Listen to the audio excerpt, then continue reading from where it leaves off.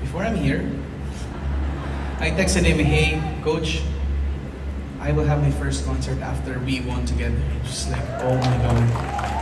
So hopefully, mamaya, we can do a video call match and say hi to everyone. So I think he's in Abu Dhabi.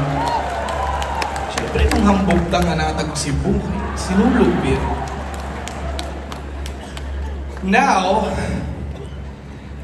one of the songs that I did in The Voice was the only song that I really loved. So trivia, lahat ng mga songs na ginawa at binigay sa akin sa The Voice ay hindi ko choice.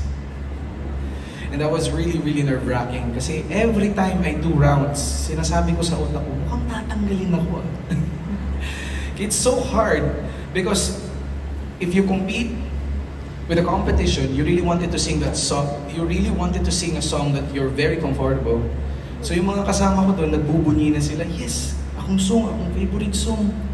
Samantalang ako na, dyan ko sa kwarto, sigog doon, Lord, tabangin taong ko. I need to memorize, I need to do the arrangement.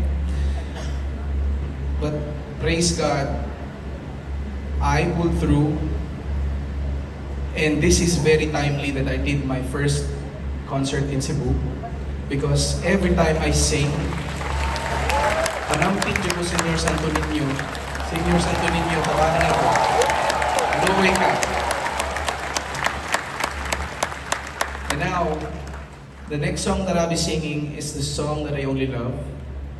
Nautakan sa naho sila pa. Nag-atik-atik lang ko, mo ko kayo bawana. But, this song is, we all hear this song every time sa radio ba. Lani ni sa Lucha. Do you know the song? So if you know the song, please